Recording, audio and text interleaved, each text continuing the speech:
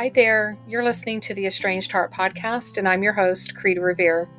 Welcome back to our returning listeners, and if this is your first time here, thank you for selecting this podcast to listen to. As we begin today's episode, I invite you to grab a cup of coffee or tea, settle in, and listen with an open heart. But first, the regular disclaimer. I am not a licensed therapist or counselor. Nothing within this podcast should be considered or taken as therapy. If you are in need of therapeutic support such as counseling, please seek out a therapist near you.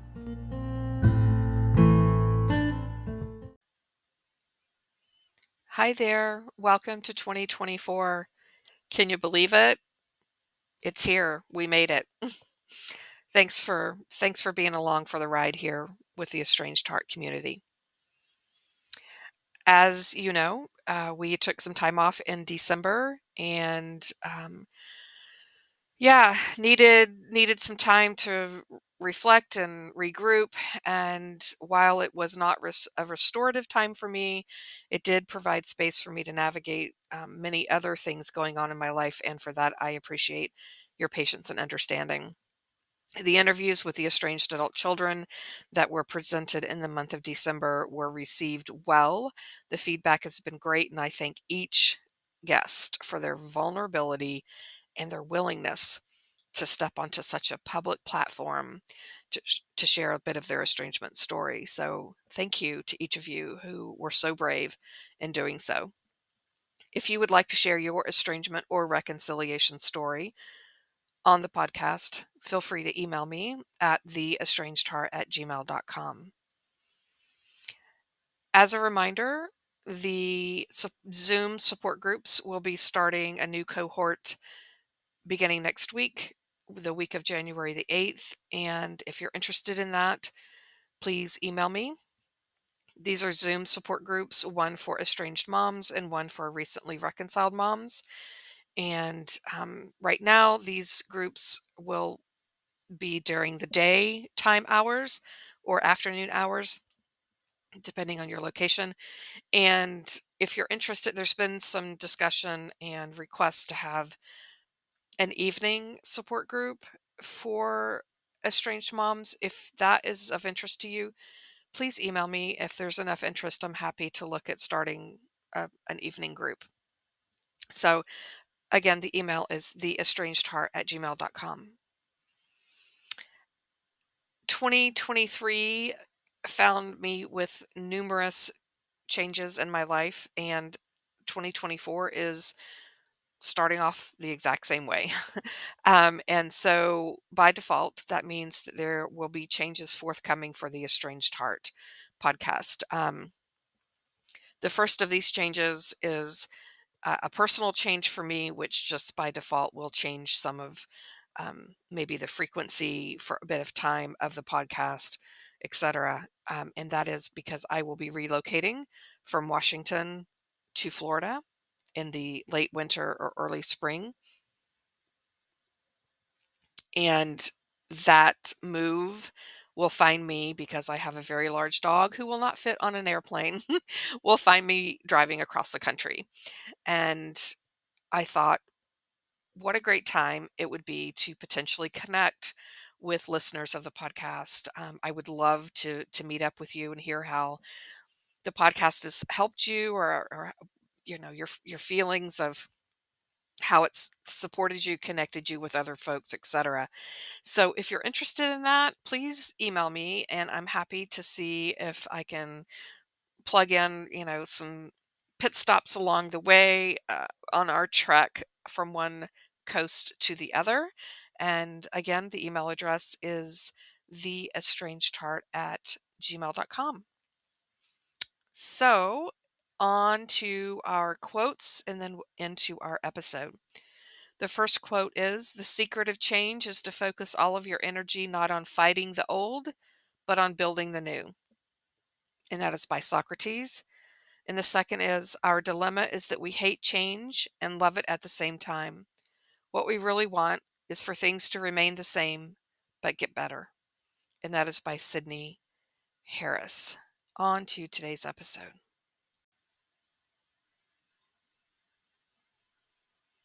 Today's episode is titled, Why can't things remain the same? Navigating change in parent and adult child estrangement. As I reflect on 2023, I am reminded of the many, many changes that occurred in my life, both personally and professionally. And by default, that means this podcast changed. And I know that change is something that most of us resist at all cost. We put it off, we postpone it, we try to prolong things, we try to make things better, we try to do all sorts of acrobatics mentally and emotionally and sometimes physically to stop change from happening. And I don't know about you, but this life that we live, I mean, the human condition, everything about this world changes. We can't help it. None of us are remain the age of 5. Most of us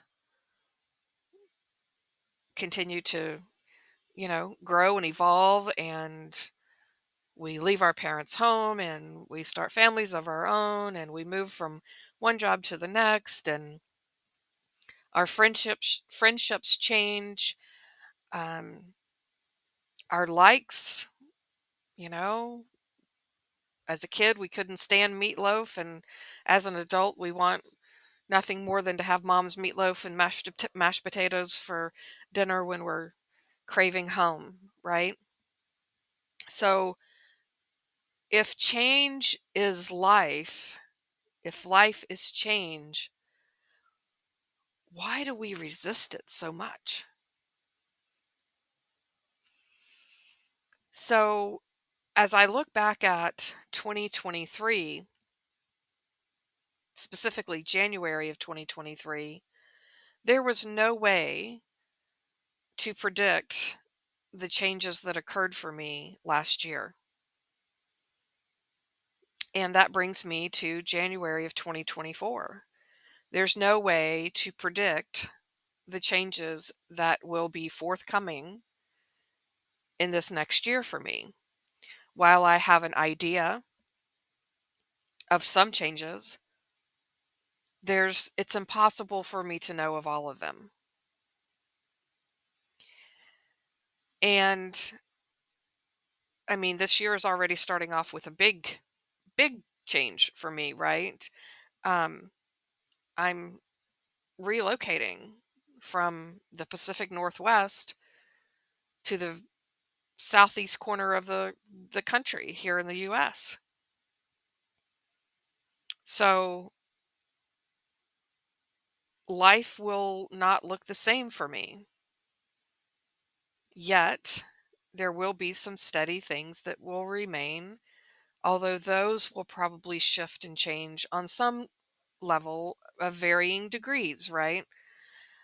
And if I look at January of 2025, I'm likely to be sitting here saying something very similar. I had no idea of the changes that would have occurred for me in 2024.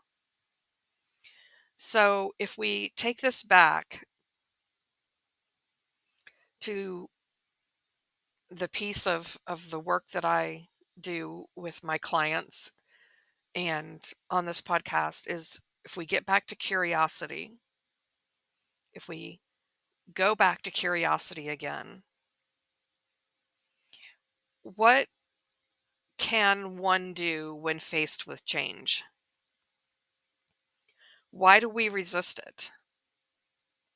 Can there be benefits to change? How can we navigate change in beneficial ways, in supportive ways, in helpful ways, in loving ways? And can change lead to beautiful new beginnings?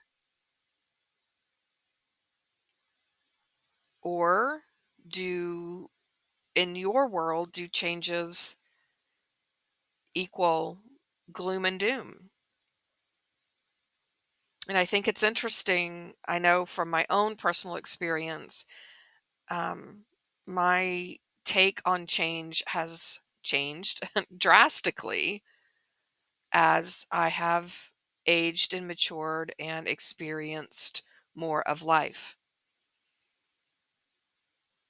And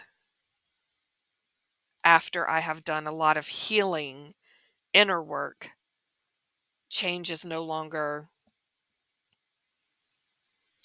a an event or a series of events that leave me frozen, right? So I wanted to explore this thing of change. And I hear parents say, but I didn't want this change. I want things to go back to the way that they were. And if any of you have listened to the podcast for any length of time, you know that I'm always saying, no, no, no. We don't want things to go back to the way that they were. We need them to change because the way that they were was not working. The way that things were is that they were unhealthy. And how do I know that? Because it landed us in estrangement. Healthy relationships, people in healthy relationships do not estrange. They just don't. In healthy relationships, there is a closeness, a willingness to work through struggle and conflict. There is a recognition and understanding and acceptance of people where they're at in the moment, and that we can't change anyone but ourselves. So when relationships are unhealthy, the best thing that can happen for them is change, right? So why are humans just inherently resistant to change? This is this is something that I have asked myself a million times. I think I have some idea, although I am open to changing my mind about it yet again, right? But I think that there is a fear of the unknown, and we human beings like consistency, normalcy, the status quo, everything. I know what to expect, et cetera, et cetera. And then when something comes along and jerks the rug out from under us, there is this unknown about the future. We, humans have on on some level evolved to seek safety and predictability, um, and changes introduce an element of uncertainty, and that triggers us and um, sets us off into like a threat response, and the fear of the unknown, wondering what does this mean, where's it going to go, are we going to be able to reconnect, are there more conflicts coming, et cetera, et cetera. It completely and totally dysregulates the nervous system. There's comfort in familiarity, right? In being familiar, we're secure, comfortable in that. We like our routines and our habits. And when it comes to relationships, there's the resistance to change those relationships because that from being the familiar pieces of that relationship bring us the security and comfort. And so when our kids come along and the relationship is thrown into estrangement, there goes the security, there goes the comfort, there goes this sense of um, being tethered to the world. And that is unsettling.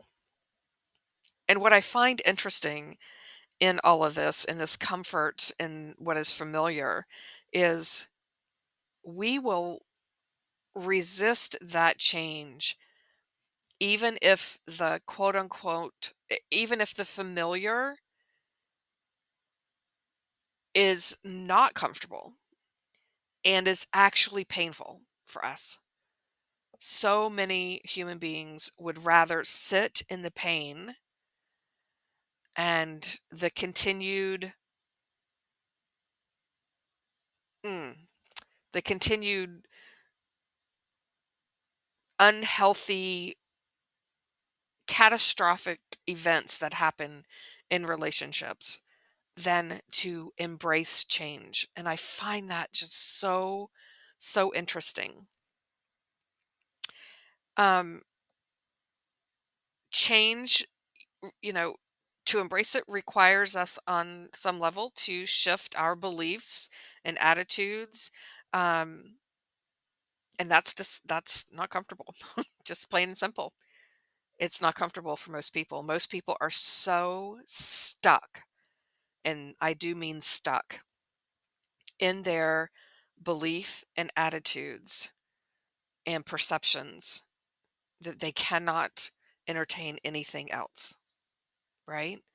Um, and there's usually, when there's this resistance to change and resistance to shifting beliefs and perceptions and attitudes, that resistance is hard.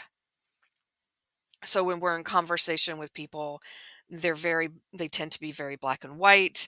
They tend to not be have a willingness to see the and or. It's the and both. It's the either or instead of the and both, right? And so that's kind of how you can know when someone is resisting. In a state of resistance, is there's just this unwillingness to move at all. That they're right, you're wrong, and there is no room for discussion.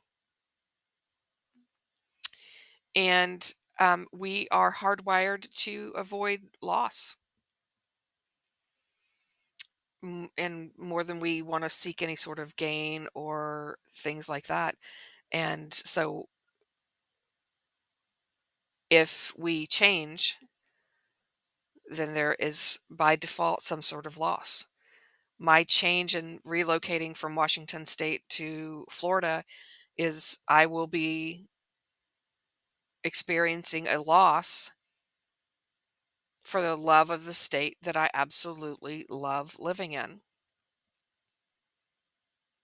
I will no longer be able to see the mountains and the water and the tall evergreens and the mild temperatures. I won't be experiencing that. And so that's a loss in my life.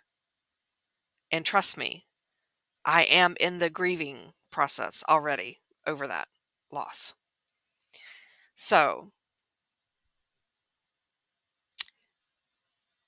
what are some of the um, psychological factors that contribute to our resistance to change in our relationships? Some of these, I'll just go down the list. Deep-seated hurt and betrayal, a fear and that means like a fear of reopening emotional wounds that came about. And oftentimes, if there's one of the things I think it's very interesting to look at as a in the work that I do with my clients is if you're resisting this change, where in your past have you also resisted change? Because this particular change that you're experiencing, i.e., estrangement, is likely that you're having a reaction to the estrangement itself based on a prior experience of change as well. So it's interesting to kind of look back on that, and again, so that comes with the opening of emotional wounds from the past. Defense mechanisms, right? Um, Estrangement can lead to all sorts of defense mechanisms, as we see being played out today on social media. It is prevalent like nobody's business, and it is in my opinion, very scary place to be. Um, Out there in social media, and the daggers that are being thrown back and forth. And those are all defense mechanisms. If we get beneath the surface of those defenses, there's hurt and pain. And that's what they're for, is to cope with emotional pain. There's identity and ego protection. Our established identity may change with estrangement. And so there's a deep desire to protect our ego. Um, and that's something as simple as, I know for me, when I was estranged from my daughters, it was, what kind of a mother, what kind of a person am I if my kids don't love me and don't want to have anything to do with me? And that was a reflection of, oh, if how will people view me as a human being? And then I lose my identity of this loving and caring mom who was supportive and always there for her kids, et cetera, et cetera. And so this challenged my identity at that point. Um, and there is, again, the fear of rejection and not being accepted and understood, et cetera. Um, and the resistance to that hinders the efforts for reconciliation, reconnection. So, if we unpack some of the fears around change, um, it can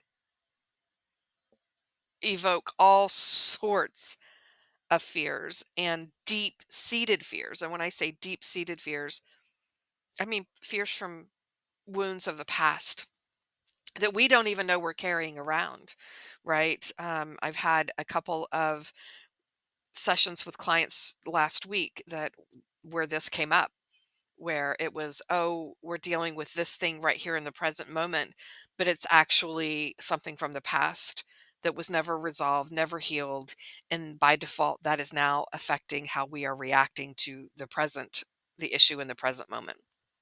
So there's a fear of vulnerability. If we have to change, we are automatically vulnerable.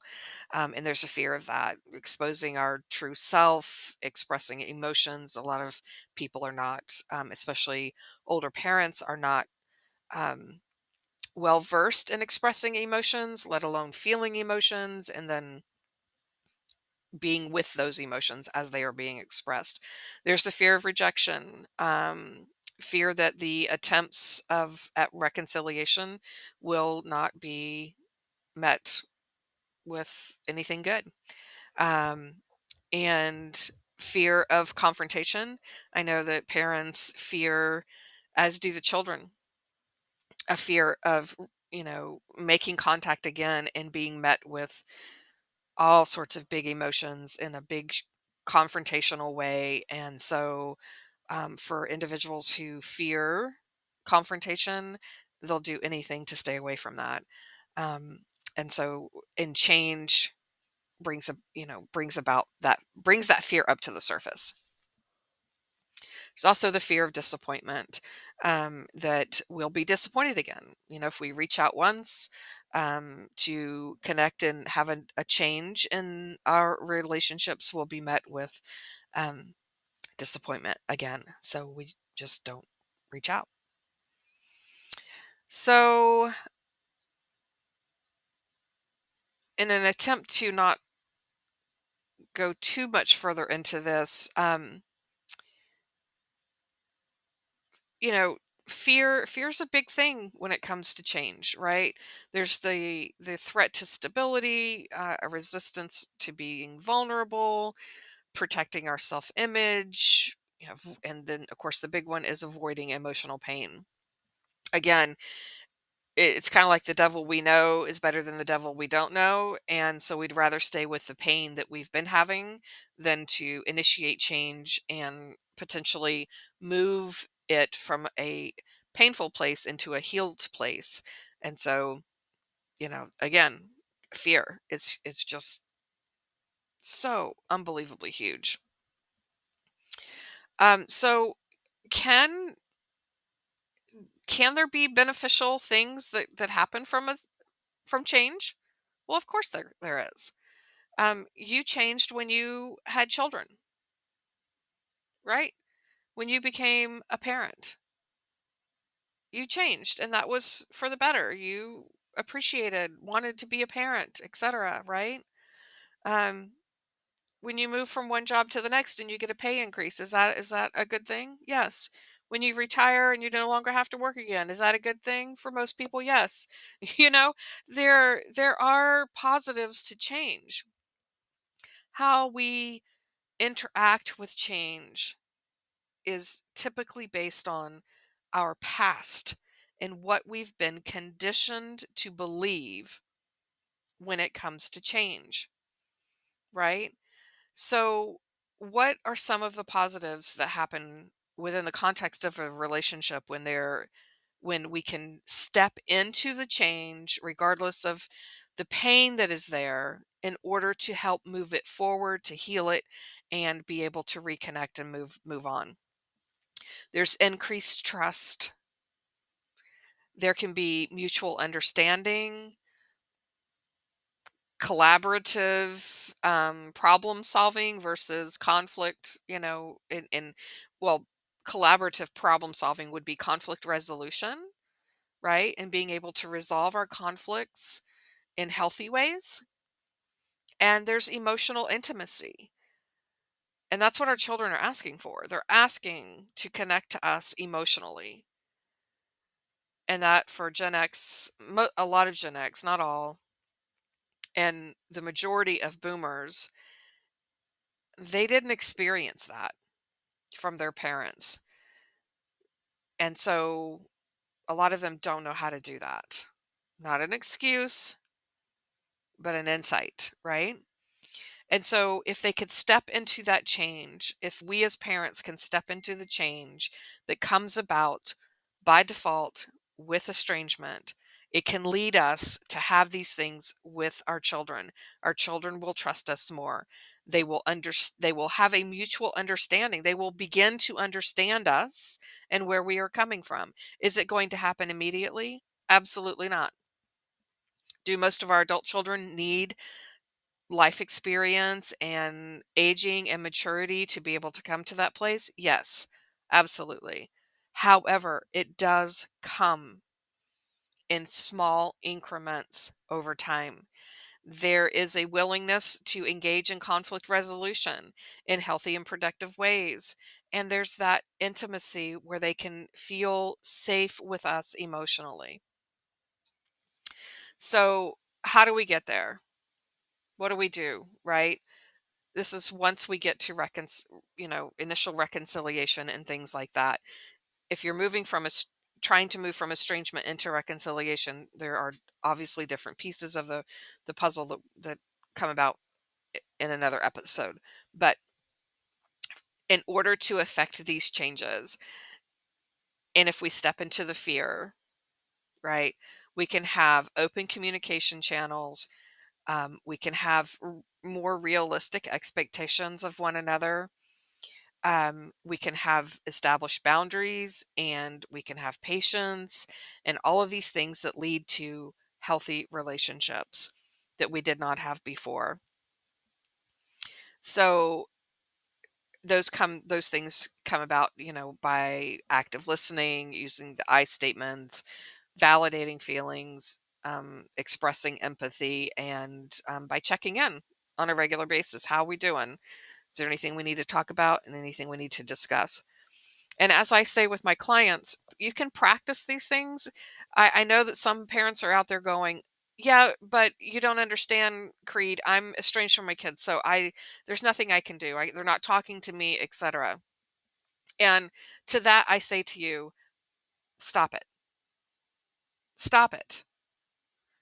You can do this. You can begin practicing this with the people that are in your life currently. If you have other children that you are not estranged from, begin doing these things with them and watch your relationship develop and grow deeper in all the best ways, right?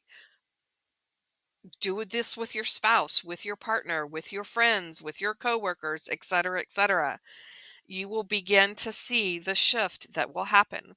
This happens with every client of mine who does the work that we talk about in our sessions. Every single one of them come back and tell me, my friends say I've changed and it's that I for the better. My friend took me out to lunch and talked to me about how much stronger I am these days, and that I actually have a smile on my face, and that I'm not stuck in this quote unquote victim mode. My husband says it's such a joy to talk to me now. He's noticed the changes in me. And all of these people eventually, well, with the exception of one, and we're working on this right now, but all of these other people has led to the reconciliation with their children. But it didn't start there. It started with them doing the inner work, practicing it, all of their newfound changes on people currently in their life, and then it rolled over and had the ripple out effects with their formerly estranged children. So, embracing change is scary. It's really scary. I get that. It tosses everything on your head and pulls the rug out from under you, etc. I experienced that very same thing when my estrangement occurred with my daughters. And it turned my world upside down. And yes, for a bit of time, I was completely disoriented. I was acting out. I was acting like a teenager in many ways. But I had to experience that change in order to move through and get to the next change, which was then getting myself support through therapy, working on myself there, and then onto another change, which was then the reconciliation with my girls. And then we've consistently had other changes as our relationship continues to grow and evolve and change as we have reconciled. So, the biggest piece for me has always been support. I've not been able to handle a lot of change in my life without support. And I have finally learned that there is a difference between the support of folks who are in my echo chamber and the support of folks who are not in my echo chamber yet can come to me with a level of compassion and understanding and a willingness to validate my experience. And that has enabled me to step into change more willingly and to embrace it versus fighting it. So, on that note, I believe I will close today's episode out. If you are looking for support, please feel free to reach out. Email me at theestrangedheart@gmail.com. Look in the show notes, there's information there. And I urge you to befriend change. Your life will vastly improve in 100 different ways. Until next time.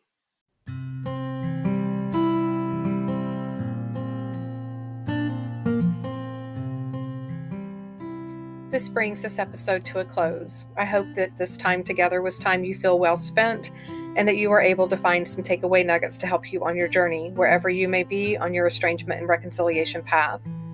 If you feel you've received something helpful or positive from this podcast, please consider following us, sharing this podcast with others, leaving a positive review, perhaps entertaining becoming a guest on our show, or following us on social media on Instagram, Facebook, and TikTok under the same name, The Estranged Heart.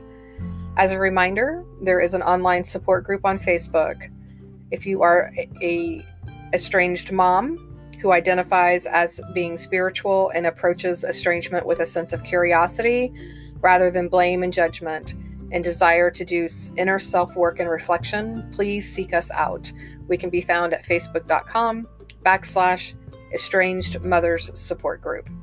And lastly, if you are an estranged parent or an estranged adult child and would like to have your story shared on the podcast, anonymously or not, please reach out to me via email at theestrangedheart@gmail.com.